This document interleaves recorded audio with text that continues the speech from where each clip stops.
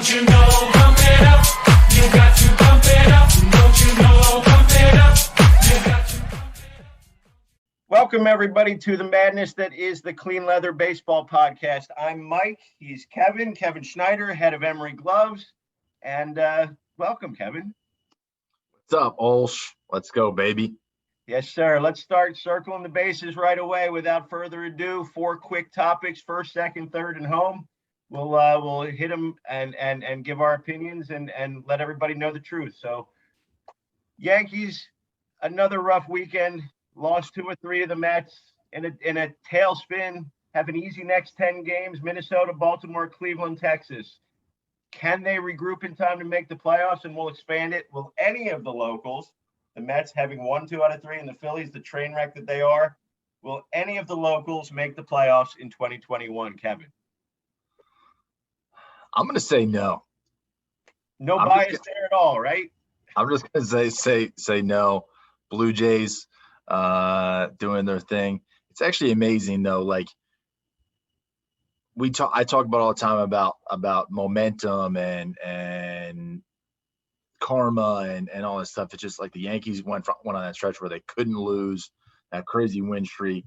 A few weeks ago, teams like the Jays, and they were just dragging, looked like they were tired and all this stuff. And now you flip the switch and feel like guys forgot how to play and pitch. And it's just, I don't know. I feel like it might be too late. How do you right the ship? The Yanks seem to have a different lineup every day. Everyday players are out, not performing. I think it's going to be hard for them. I'm going to say no, man. I'm going to say no. If they don't win 7, 8 games in the stretch, if they're not in the playoff lead by the 23rd, their last week and a half gets tough. I don't know that's going to happen. I think Toronto's, just playing so well right now, and Boston's got enough to weather the storm too. Mets, Phillies, nothing, right? Kind of, yeah. I'm saying no. I'm saying no as well. Unless Lindor hits 3 homers a night and chirps at everybody he sees the rest of the way. I have so many opinions about that shit last night. It's insane. I was watching it live, of course. If you had 3 minutes in for Kevin's first curse of the podcast, you were right. I didn't even realize. My bad. I mean, Lindor's having a down year. Okay, I've always been a huge Lindor fan, but he's been, he's been in Cleveland where I haven't seen him as much. Talks a lot, the homers. Look, I get it. We're the Yankees whistling, calling out pitches. I don't know, man. I don't know. But emotions rolling high. I would have pumped the brakes a little bit with the talking that much shit rounding second base if I were him. Stanton comes back, hits a 2-run homer, literally comes to a complete stop, saying it back to him. My biggest thing was this, right? So like, that was a Generals Capitals game yesterday. Yeah. Where was Murph getting ejected or something like that? Murph would have been. Murph is the one who would have stopped and said something like that's Stanton true. did. Yeah. My thing is this. This is what I'm going to say with that. If you're anyone on the Mets, what are you saying to Stanton? What are you saying to Giancarlo Stanton? The guy is a superhero. He's not human. He's 6'6". He can snap you in half. I mean, he's 6'6", whatever he is, 270 of pure muscle. What is anyone in the world saying to that man or an Aaron Judge? So, like, in my opinion, Stanton can do and say whatever he wants, and it ends there because he's an actual superhero, not human. And then I'm actually even go one step further. One other thing, Brett Gardner. I'm taking Brett Gardner in a fight every day of the week and twice on Sundays. I love that he came out and hit Baez and Lindor with this. And then they gave it back to him after Lindor hit his third, which was crazy. But like, dude, I'm taking 38-year-old Brett Gardner in a fight every day of the week. He definitely wrestled in high school and is part psycho. So I think the Mets would have certainly they might have won the game, but they're lucky things didn't escalate more because they definitely would have lost that one. Enough mediocrity. The Mets are 500. We don't have time for them on this show, except for later when we talk to Tom Hackimer for a special guest. We'll make an exception for him. Yeah. Moving on to greatness. Max Scherzer, perfect into the 8th inning yesterday. Struck out he recorded his 3,000th career strikeout. Pretty much a lock at this point to win his 4th Cy Young, elevating him over a group of Hall of Famers and one of, I think, 5 pitchers he would be with 4 Cys. He's the best pitcher of our generation, and I guess that would probably include Kershaw. That would probably include DeGrom. Maybe Garrett Cole, but I don't think he's done it long enough. Is Scherzer the man? I think without a doubt, yes. And He's got the longevity that other guys don't have too now. That's why. Most dominant dudes, DeGrom. I mean, what DeGrom for the 10 games a year he pitches, yeah. Yeah, I mean, but DeGrom staying healthy and over extended period of time, whatever it is. So like when you think about how long Scherzer's done it, it's not even close. Kershaw is up there too. The crazy thing about Scherzer too, like zero diminishing of stuff. Yeah, like still 98 when he wants. He's still getting better in his mid-30s. It's unbelievable. I think without a doubt, yes. Plus, I'm just obsessed with him as a human being. Mad Max, two color eyes, psychopath. Yes, love it. I think the 2 color eyes just adds to the mystique. You just know he's not all there when he's on the mound. Yeah. And it's real, man. That him when he flips the switch, it's the best. I could. He's like must see TV when he pitches for every time he pitches. Absolutely. And now that he's doing it on a team that's trying again, makes it that much better. You'll see him in October. Third base. Third topic. AL MVP, NL MVP. Everybody wanted to say the AL MVP was a lock a month ago. Is it still? Is Ohtani the clear-cut MVP because he pitches and not Vlad, who is now equal in home run and might win the freaking Triple Crown this year? And NL, Harper or Tatis? And can you be an MVP on a horseshit team? And there, I got my first curse in. There you go. All right. Start with AL. It's so unfortunate that it's amazing one of those two won't be the MVP. Yeah, that's what I mean. Like that Vladdy's having the year that he's having at 22 years old on leading a young team into a playoff chase and hopefully we'll get into the playoffs and could and probably won't win the MVP is absolutely freaking insane. It's the closest thing since Ted Williams hitting 400 and DiMaggio with the hitting streak, right? I mean, that's, it's just so, but when you put into perspective what Ohtani's doing, we're watching and seeing on a daily basis the single best performance in baseball history. The fact that he can do what he does on the mound and the fact that he has 44 homers, you see some of the comps about Babe Ruth being it and this and that. And like Babe Ruth, threw 9 innings the one year where he hit whatever homers. And they had someone to do through 7 and you could make a case for Ohtani literally being the Cy Young and literally being the MVP. So it's just insane. They should almost give out 2 freaking MVPs. They should make the NL MVP this year. Just give both to the AL. No, seriously, that's what they should do.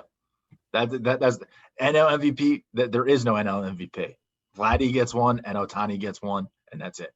How good has Bryce Harper been though? Because that team is so bad otherwise. I mean, and again, it's can you be an MVP from a team that's going to probably have a losing record? But I mean, my guys, they'd be irrelevant if it weren't for Bryce Harper. You know what it was? You know what it was with Harper is I actually talked shit about him being the MVP on my Instagram after right at the All-Star break. Not that I don't love Harper. I love Harper. So right now you're saying that you did the glove for Vladdy and you talked smack on Harper, and that's why they should both be MVPs. And not only that, but I think I'm a big part of their success. That's what I mean. That's Yes. Yeah. And it wasn't talking about it was just man, it was like Bryce Harper, the MVP's batting 300, he's got 43 RBIs.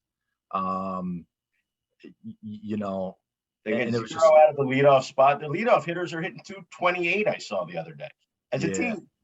I How is that know, possible? I know. So like, and again, I absolutely love Harper. I love Harper, his whole thing, and people like to hate on him. Yeah, I think he's so good, and I love everything about him. I was just like, really? He's gonna be the MVP with like those numbers on that team. So right now, and especially because the way they're going, and how I think he's gonna finish the year, I'm gonna say Harper. Tatis unbelievable. I'm gonna say Harper.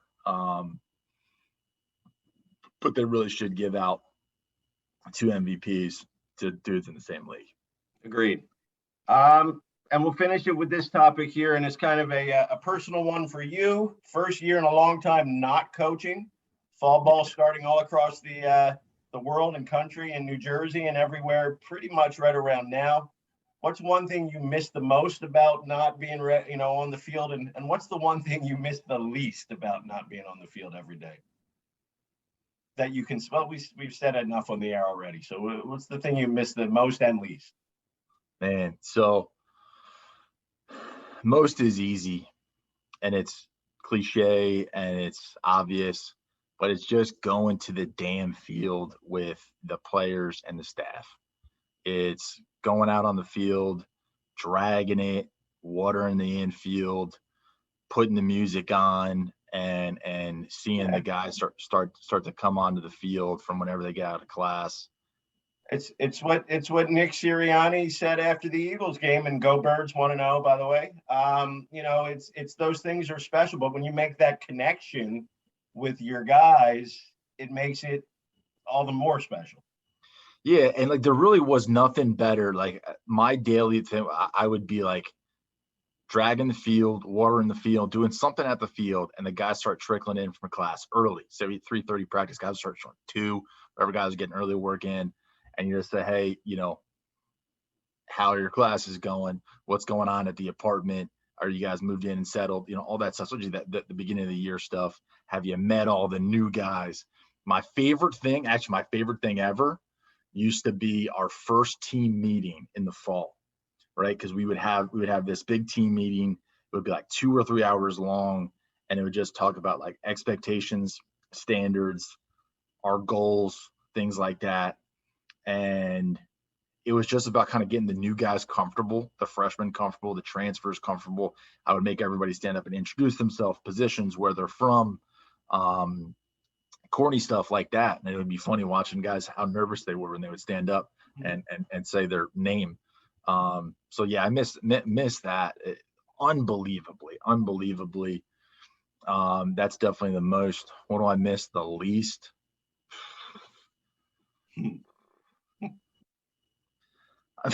I mean, I miss the least just like the other side of what comes along with coaching at a university, which is just like people getting in your way and bothering you with bullshit, right? Like just stuff that like in my opinion like doesn't matter, or a coach shouldn't be worried about. A coach should be worried about coaching his players, making sure they're doing the right things on and off the field.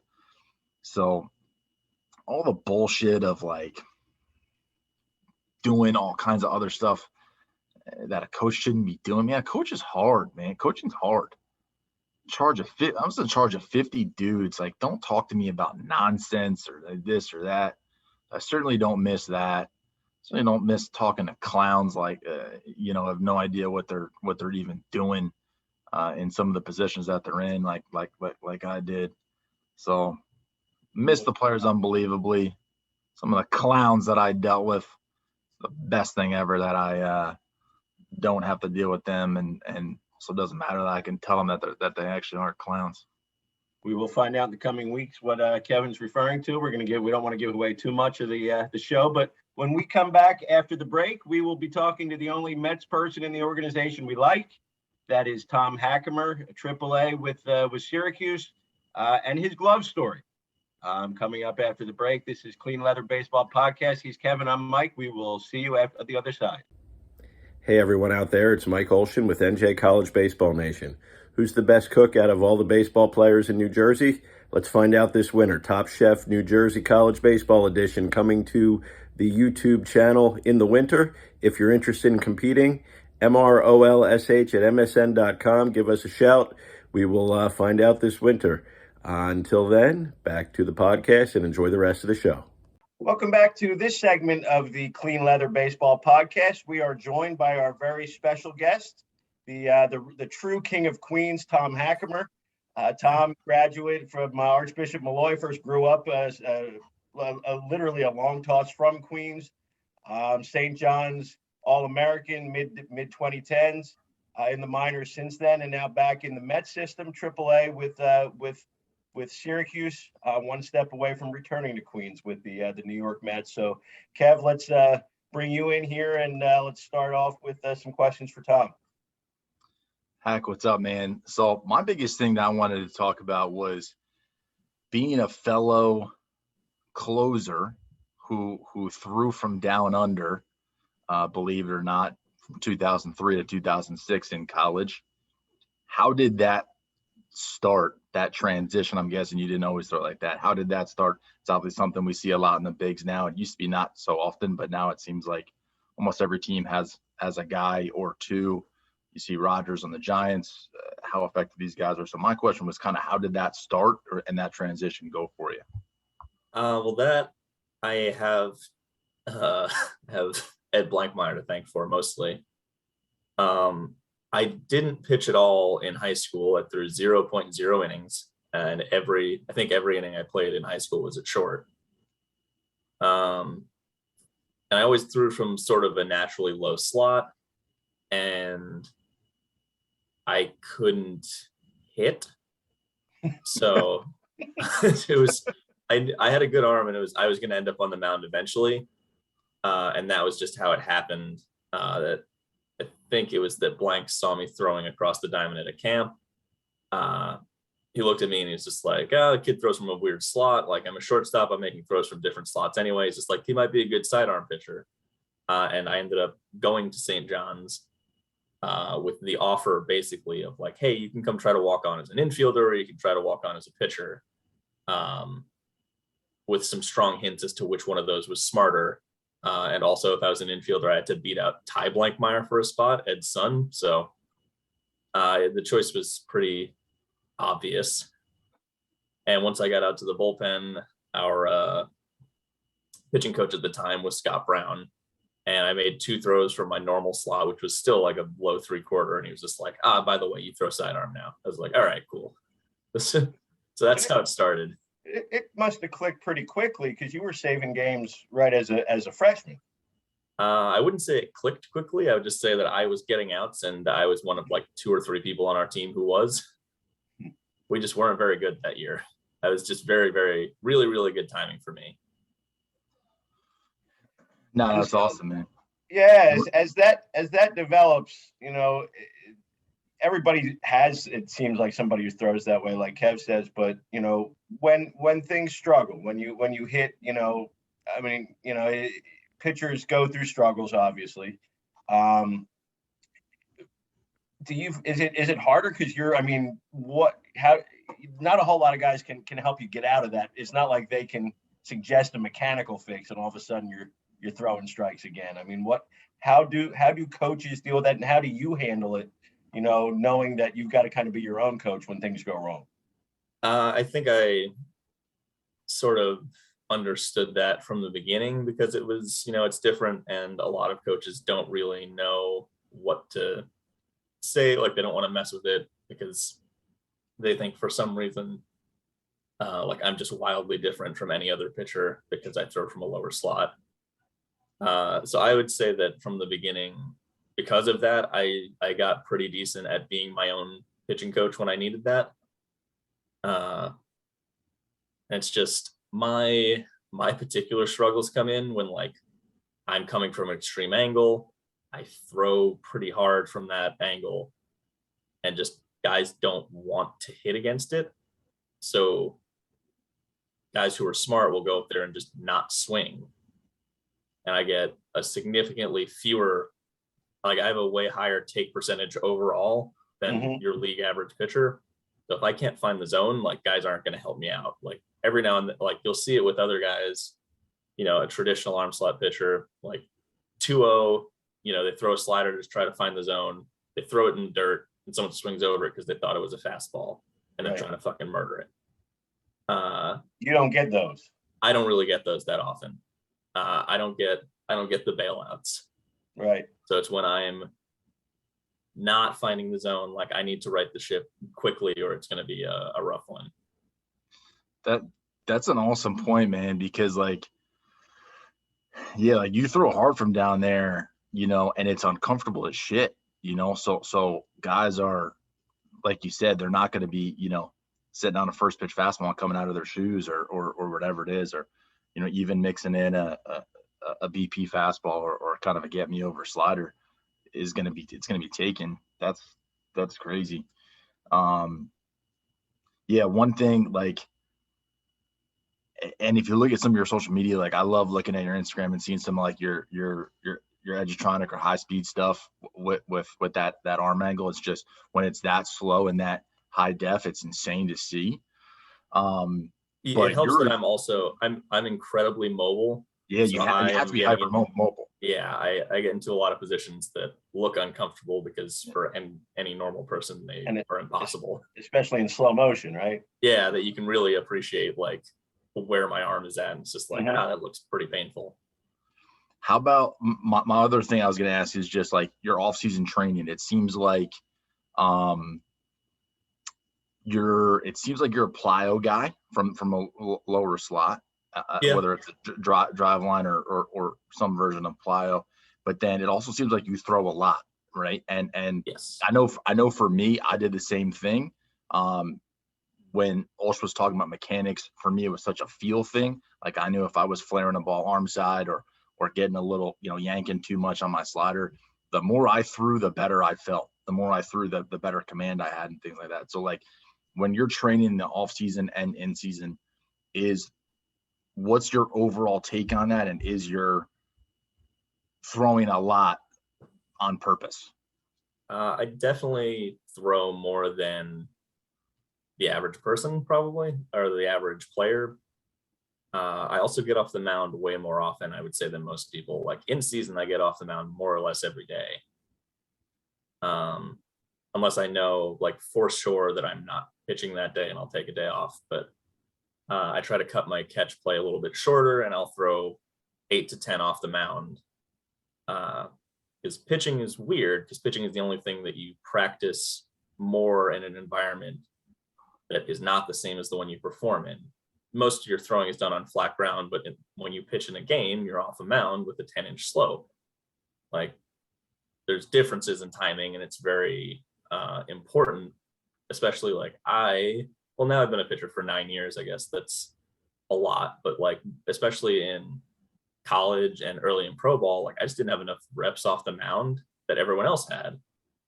Because I was a reliever, I'm not throwing that much. And I'd only been pitching for a short time.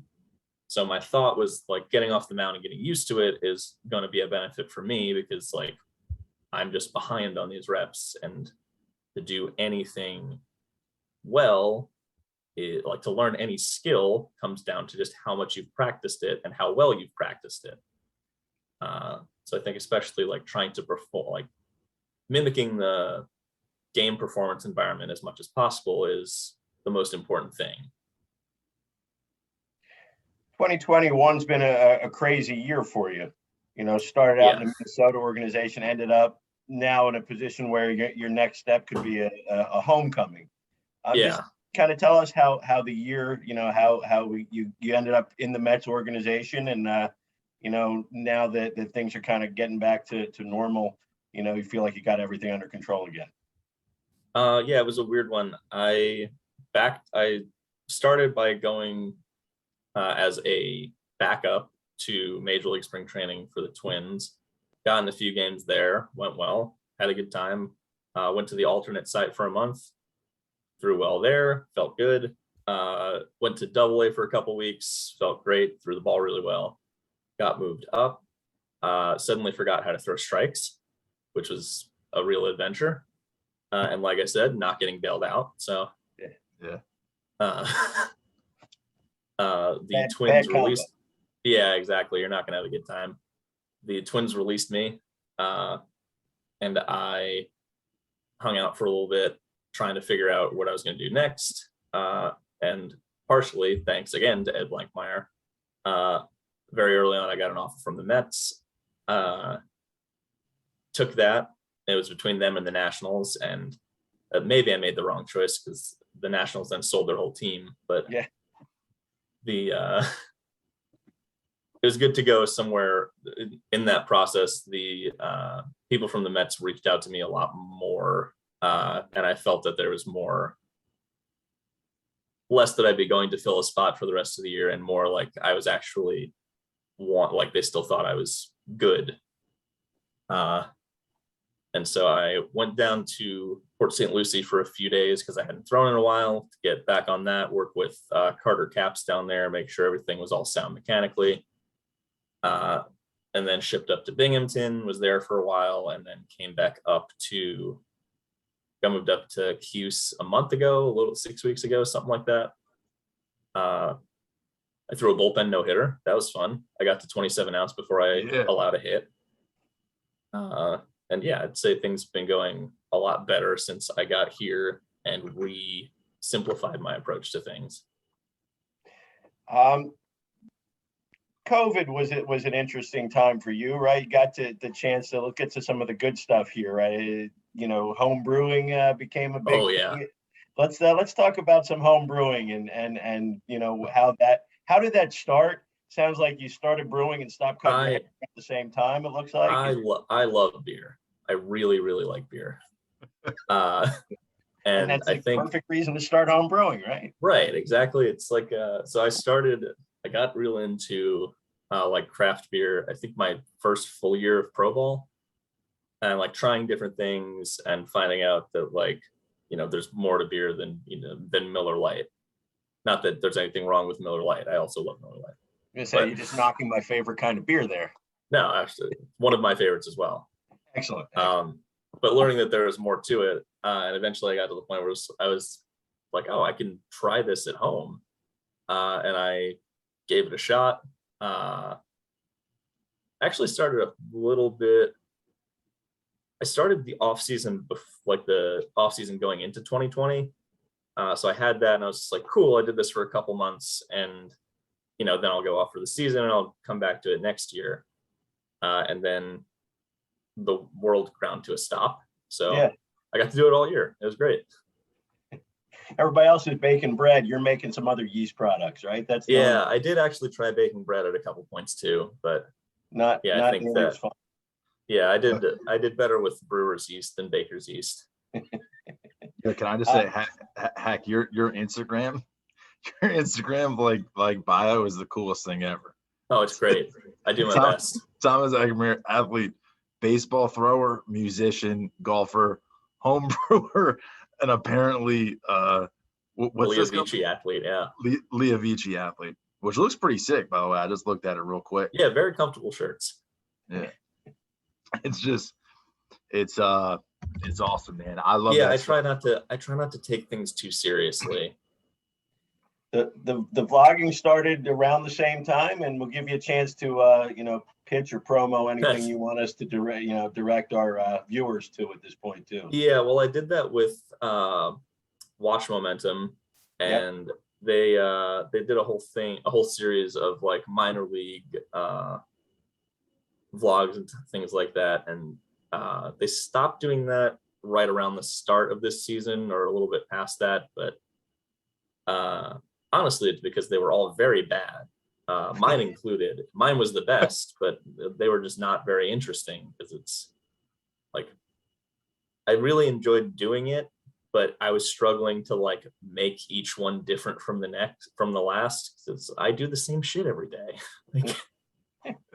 Like my off season isn't that interesting because I go in and I lift and I throw and I go home. I go in the next day and I lift and I throw or whatever.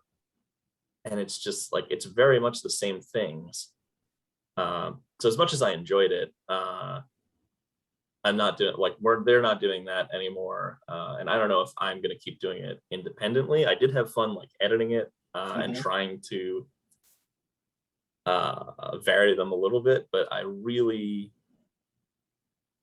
struggled to like find a way to make each one unique from the previous ones. The guitar playing, you self-taught there, or did you? Yeah, I taught myself. I think I started in high school at some point. Song that you're most proud of that you've taught yourself to play? That's a tough one because guitar, I'm mostly just I'm just strumming along the chords so I can sing along with it, just accompanying myself. Just jam sessions. Yeah. Yeah, exactly. Love it. So Love it. let's get into the glove stuff here. Oh yeah. Kev, I'll let you take this part away here. This is our first kind of glove reveal / discussion. And Tom, you certainly want to explain to everybody, first of all, what led you to Kev and Emery and the different parts of the glove here. Yeah, absolutely. Yeah, man. So, I mean, it seems like, and I always say, I feel like it's a pitcher's thing, right? I feel like it's a pitcher's thing. Like pitchers kind of love gloves a little bit more. I remember, seeing some of your at St. John's, you guys had Rawlings, you had some customs there. And I know you had another brand that I won't mention, before we linked up. But kind of what drew me to Hack was, for one, obviously, like I love like personality guys. You know what I mean? Like I love like Hack's whole thing. I've had the chance to follow him since St. John's. I'm good friends with Corey Muscara, who was your pitching coach for a little bit. I remember him first telling me like, "Yo, we got this dude, this closer. He throws like 94 from down under. He's so nasty." And like, I was like, I love it. Let's go. But how Corey talks, he's always on speed. But so I kind of, like I said, it was like all right, like this dude, love the way he throws, love his personality, like the whole thing, kind of just beyond baseball. I'm a big beyond baseball guy. So when we connected, it was like, hey man, let's do a custom. What do you want to do? We did a black and red one. And then that was my standard for, I think every year I was with the Twins, I used a black and red gamer. So, yeah. And then obviously transitioned to the Mets. So we did a blue and orange one. And I remember you were like, yeah, let's get a little crazy with it. Yeah. But I guess just tell me about what you look for in your gloves, little personality, and then we'll talk about some of the features that you have on your glove as well. Yeah. So glove love is definitely a pitcher's thing because it's the only gear we have. Yeah. It's gloves and cleats. That's pretty much it. And it also doesn't really matter to me the quality of the glove as long as it looks cool, because it's an ornament. Like I make one play a month, maybe. And that's not to say the glove I have from you is very, very nice, great quality. And I'm sure the next one will be as well. But when I was with the other unnamed company, it would vary a little bit based on the color, and it just didn't matter because it's like, oh, these look really cool, and the odds of me ever have when I was a shortstop, I cared about how the glove felt. Yeah, it doesn't matter as much as a pitcher. It's more, do I look cool? Pretty much it. I love it. Nah, man, I'm with you on that, and the quality. And we actually changed some things, I loved getting your feedback. Like I remember us talking, we were like, yeah, I want to get a little deeper pocket, which I'm really excited to get my hands on on this one because of the changes you said. Yeah. So I'm excited about that. And then, so glove design, you got, spare parts. What the hell is spare parts? So I have, I don't even know how many baseball gloves at this point. Probably around 20 from my professional career. And one of them just says Hack on it. And all of the others say something else entirely, because I know it's my glove and I know my name. I've never gotten the point of putting your name on I've never been a fan. So I put a nickname, I put something, and the one I've gone with for my game glove for a few years now is spare parts. And that is because of I had a friend who worked for the Mariners, and he was looking through their pro scouting reports on me. And he found one and sent it to me, where the scout was describing my physical build. And it listed off like, I look a little weird, and that's fine. I have very long arms. I have bowed legs, a very short torso, and I'm kind of, I'm 5'11", 5'10". I'm lying. I'm 5'10". Baseball, and baseball 5'11". Sure. Yeah, in spikes I'm 5'11". That's what counts. And I'm like 210 pounds usually, so I'm like somehow sort of stocky and somehow sort of lanky because of how long my arms are. And so the bottom line is the way this guy described me. He said a small build of spare parts. And he sent that to me and a bunch of our friends. And I was just like, well, I'm either going to get made fun of about this, or I have to steer into it. And so I went with the steer into it approach. And that has been the name on my game glove for the last 3 or 4 years. Yeah, I absolutely love that. What was it? A small frame of spare parts? Build of spare parts. A small build of spare parts. That's fantastic. Yeah, man. And then with this one, Olsh, can you share the screen to bring up his glove, or what? Are we going to do I'll that? put it in on. We'll put it in on post. Yeah, do it in post. Yeah. All right.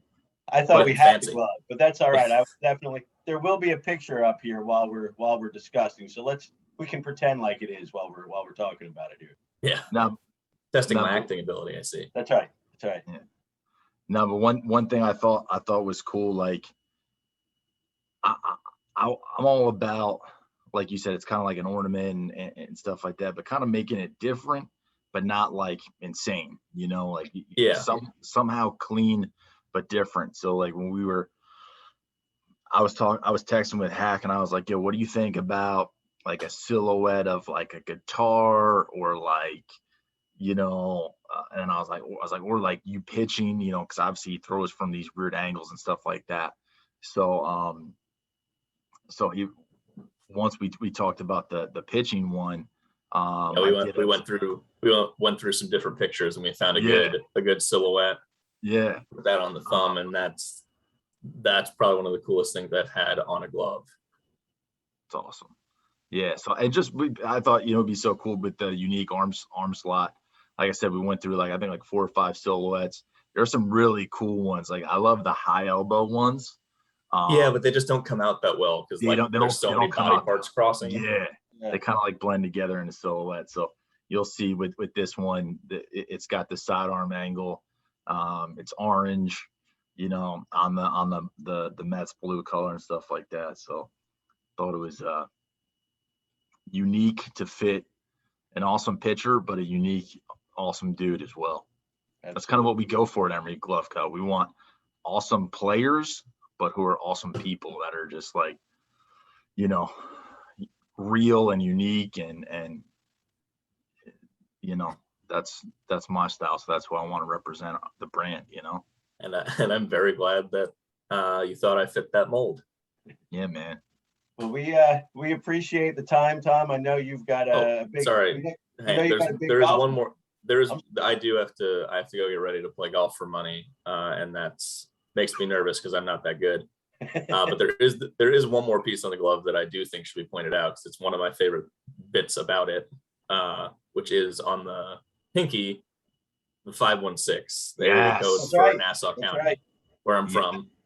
That's right. Which is a little bit. I like putting something fun on the other side of the glove when it's when possible. On my other one, it was "This Is the Way," because I watched The Mandalorian this offseason and loved it.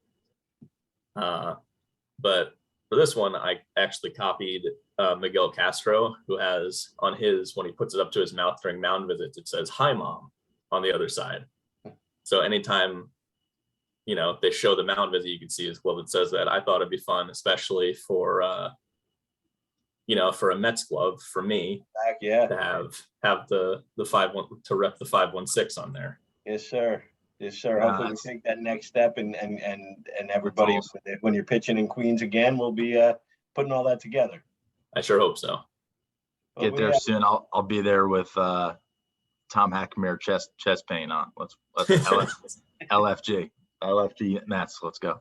You can check out the custom glove builder and design your Emery glove by connecting at www.emerygloveco.com. But now it's time for the exciting conclusion of the inaugural episode of the Clean Leather Baseball Podcast. We are back on the Clean Leather Baseball Podcast. Hope you are all watching here on youtube.com/NJ College Baseball Nation, that you have hit subscribe and follow us every week. We'll be dropping Tuesdays around noon. More great stuff coming up in the future. Great guests, great other things. But I want to take a few minutes to talk about recruiting. I know that we will try to keep it to a few minutes here.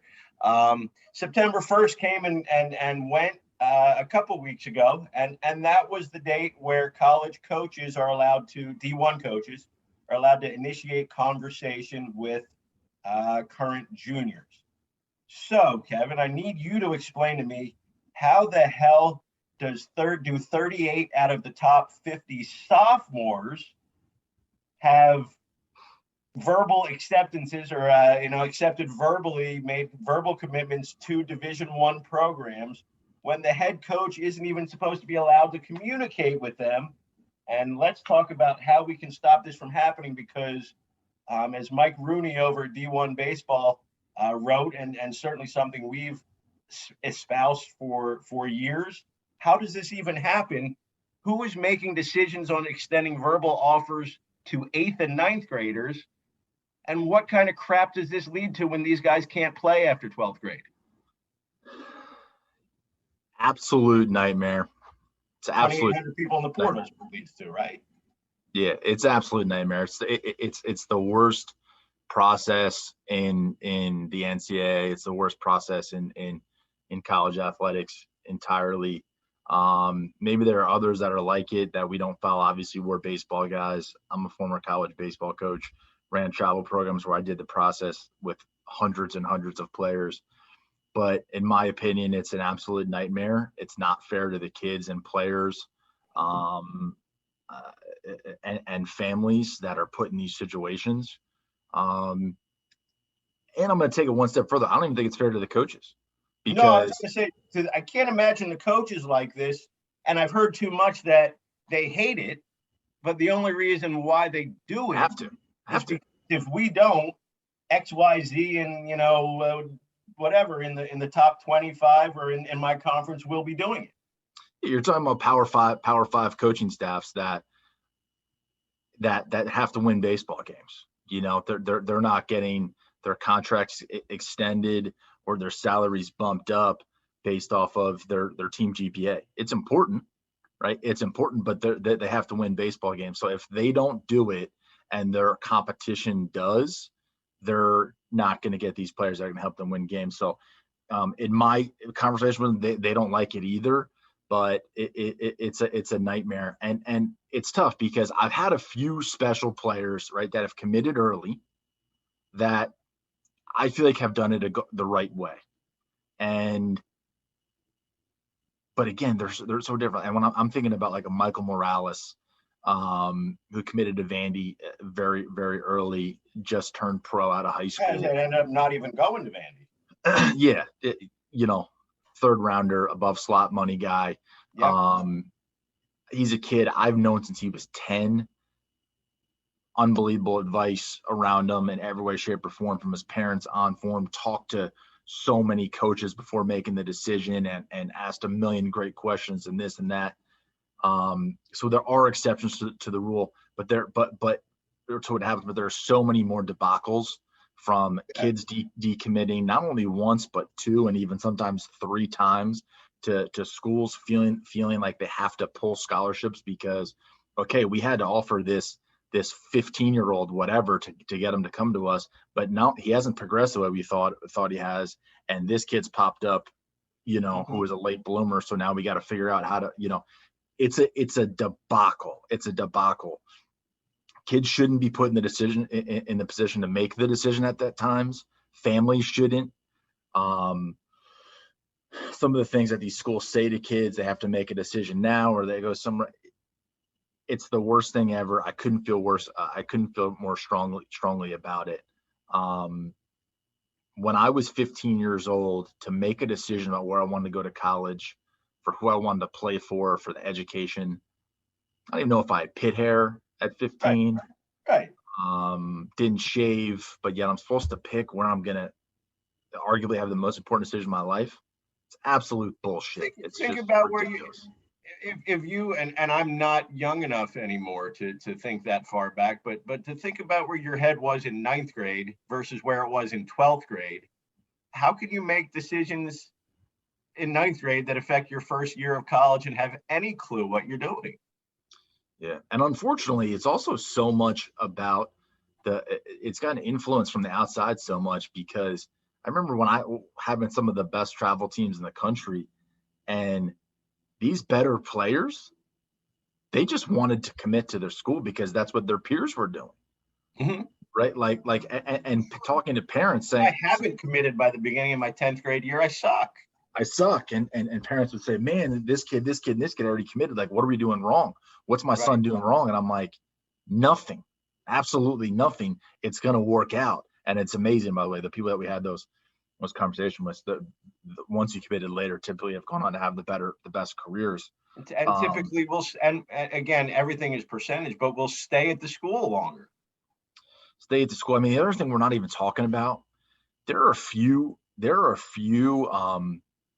head coaches who have long-term deals and stuff like that. But how about the amount of coaching staff changes? Right? Mm-hmm. Like right, wrong, or indifferent, kids are going to these schools. Yeah, everybody's got great facilities. It's one of the biggest parts, the coaching staff. That's something that I would always forget. Like, I feel like the school when I was coaching, people would forget, like, they're coming there because of the coaches, because of the coaches. These kids are coming to the school for me and my staff, and the culture that we've created and the experience that they think they're going to have with us. And you look at the high level, like, how many of those guys are not going to be there, which then lead to decommitments? Okay, some head coaches have been there for a long time. There is a section on D1baseball.com called the coaching carousel, right? The coaching carousel, because it's moves are going to constantly be made and change. And there's a really high percentage that the dude who recruited you, right, especially the assistant coaching carousel, is not going to be there for your 4 years, let alone your first year by the time you get to campus. And it's not those coaches have to advance their career. That's the right thing to do for them.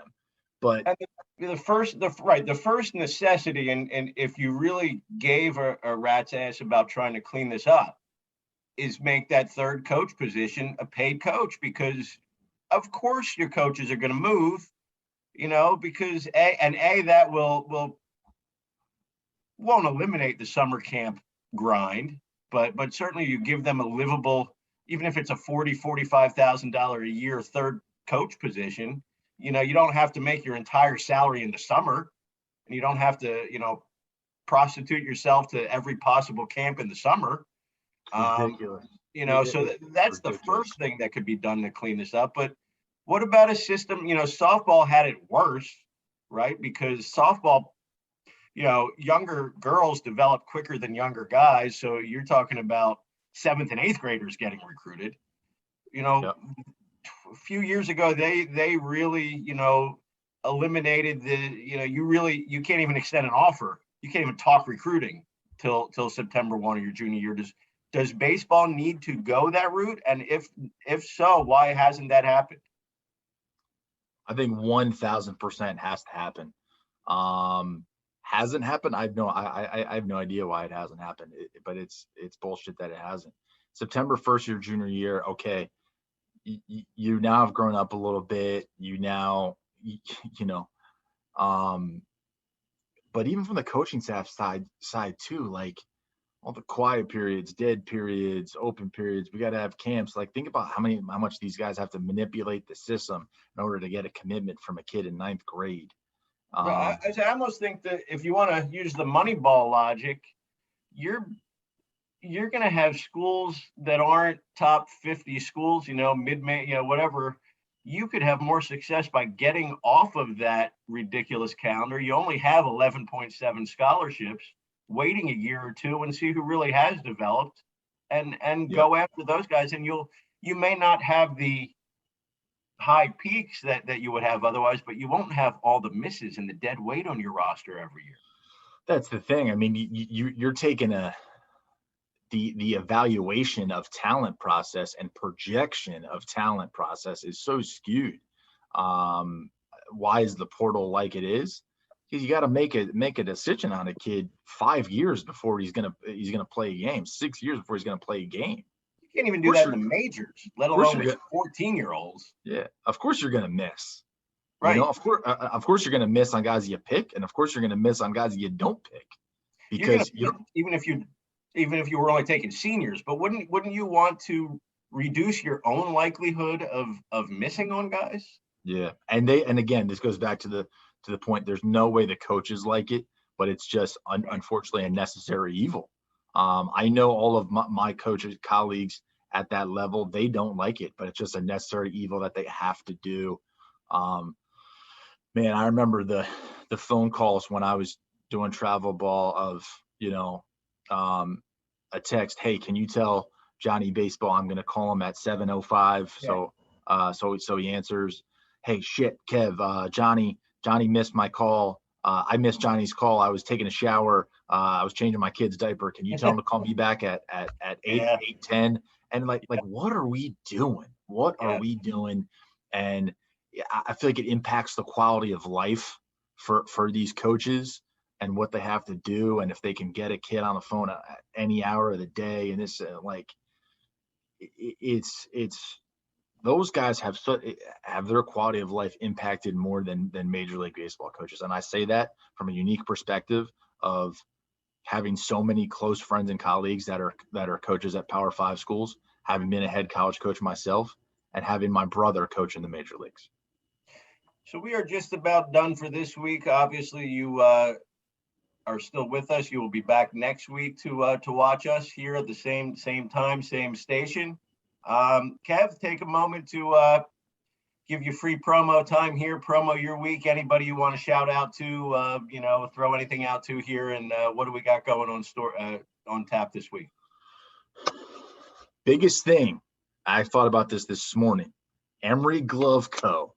We are going to be doing a dope custom contest where, don't know why, woke up this morning, I said this will be awesome to do. We're going to do a free glove giveaway just because I'm awesome and we're awesome.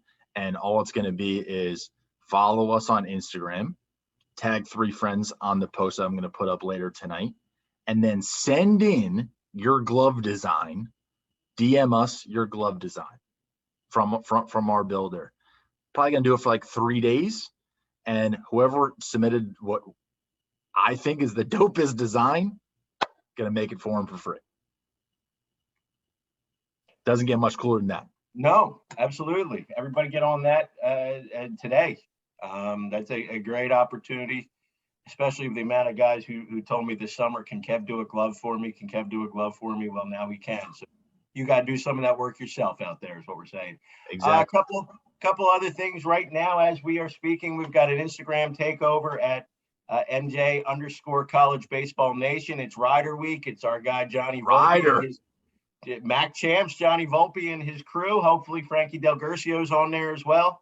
We got that going on right now. Check that out. A couple of Jersey baseball shows this week. Make sure you check our Twitter account. NJ College BSBNAT for that. We are looking for guys to do our first food show this winter. Find out who the best cook is among you New Jersey college baseball players. Email Mr. Olsh, MROLSH at MSN.com. And we will be taking our stuff on the road this week. Scout days, Friday down in Gloucester, Coach Valley, and Saturday over at Mercer with Coach Fred Corella. So we are looking forward to that. Thank you guys for watching. Again, youtube.com. You're on the channel right now. Subscribe. Leave us a comment, future topic. Happy to discuss it. And we'll see you next week.